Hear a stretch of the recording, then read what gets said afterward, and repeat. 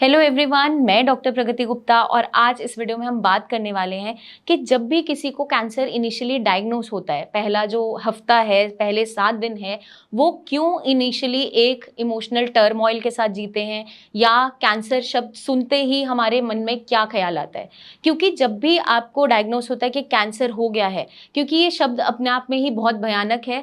अगर हम ये वर्ड सुनते हैं तो हमारा दिमाग में एक इमेज बनती है कि इसका जो एंड है वो लाइफ थ्रेटनिंग कंडीशन ही है ये, और एंड इसका लाइफ खत्म होने के साथ ही होगा। तो मैं यही आपको समझाना चाहती हूँ कि इनिशियली अगर आपको कैंसर अभी अभी डायग्नोस हुआ है तो जो पहला हफ्ता है वो बहुत से डिसीजंस लेने के लिए बहुत इंपॉर्टेंट है। क्योंकि इनिशियली अगर आप फर्स्ट वीक में अपने आप को इमोशनली इतना स्ट्रॉन्ग कर लेते हैं, थोड़ा समय देते हैं अपने आप को कि आप इस बीमारी के बारे में जानना समझना ज़रूरी समझें, कि आप इस चीज़ को एब्जॉर्ब कर सको सबसे पहले तो कि आपको कैंसर हो गया है। क्योंकि फैमिली मेम्बर्स और आप खुद ही जो कैंसर पेशेंट होते हैं, जब हमें अचानक से पता चलता है इतने बड़े शब्द के बारे में कि ये बीमारी हमें हो गई है, तो सबसे पहले हमें बहुत ज़्यादा डर लगता है, बहुत सी कन्फ्यूजन्स आती है, बहुत सी चीज़ें हम सोचने लगते हैं कि आगे अब क्या होने वाला है, हमें कीमोथेरेपी पे जाना पड़ेगा, वो तो मेरी बॉडी एक्सेप्ट नहीं करेगी, बहुत सी प्रॉब्लम्स फेस करनी पड़ेगी।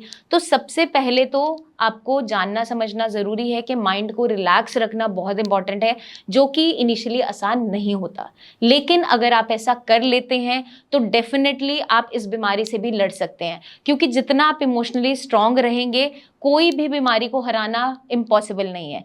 क्योंकि कैंसर जो है, अगर आप इनिशियली इस बीमारी के बारे में समझो कि ये बॉडी में अचानक से आया क्यों, कोई ना कोई ऐसी जेनेटिक म्यूटेशन हो जाती है या कोई क्रॉनिक इन्फ्लेमेशन रही है, बार बार इरिटेशन बना रहता था, जिसके रहते आपको ये बीमारी हो गई है। तो अब इस कंडीशन में हमें क्या करना है? सबसे पहले तो हमें बीमारी के बारे में समझना और जानना ज़रूरी है कि हमारा जो कैंसर है, कौन से टाइप का कैंसर है, कौन सी स्टेजिंग है, कौन सा इसका जो है ग्रेड हो गया है। तो ये आप कैसे जान समझ सकते हैं? एक डॉक्टर से मिलके। आप ऑन्कोलॉजिस्ट से मिलने जाइए जो कैंसर के पेशेंट्स ही देखते हैं। अगर आपका सर्जिकल केस है तो वो सर्जन को भी रेफर कर सकते। तो आप इन दोनों डॉक्टर से मिलिए, इनसे आप अपना प्रोग्नोसिस के बारे में समझिए कि आगे आपका लाइन ऑफ ट्रीटमेंट कैसा रहेगा, कैसा फेज जाने वाला है, वो सब कुछ आपको एक्सप्लेन करेंगे।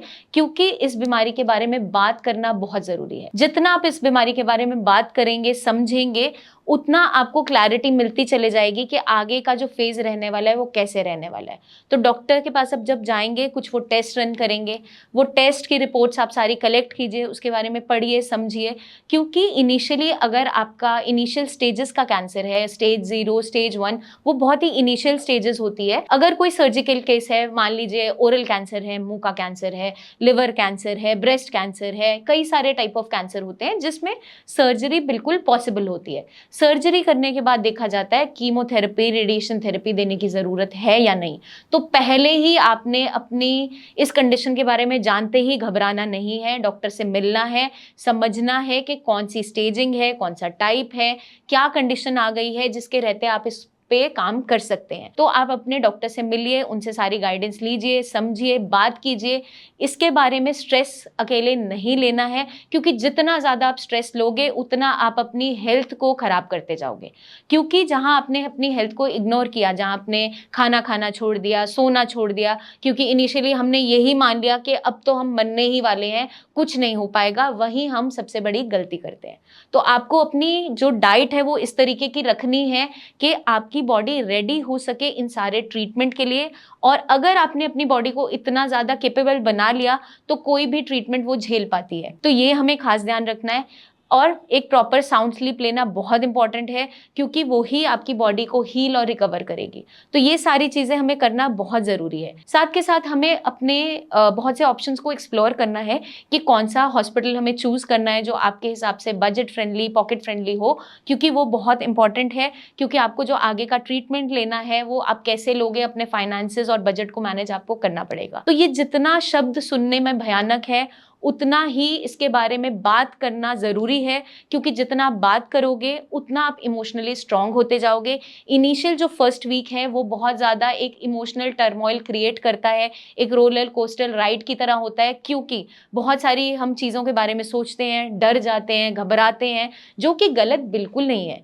बट हम इसे ओवरकम कर सकते हैं कैसे? इन सारी चीज़ों को मैनेज करते हुए, थोड़ा-सा इमोशनली स्ट्रॉन्ग रहते हुए, क्योंकि अगर आप ये सब कुछ कर लेते हो तो डेफ़िनेटली आप इस बीमारी से भी लड़ सकते हैं और बाहर आ सकते हैं। आपके माइंड में कोई भी क्वेश्चंस हैं, क्वेरीज़ हैं, ज़रूर पूछिए। कोई रिपोर्ट्स आप शेयर करना चाहें तो नीचे दिए हुए नंबर्स पर हमारे टीम ऑफ डॉक्टर्स से कंसल्ट भी कर सकते हैं।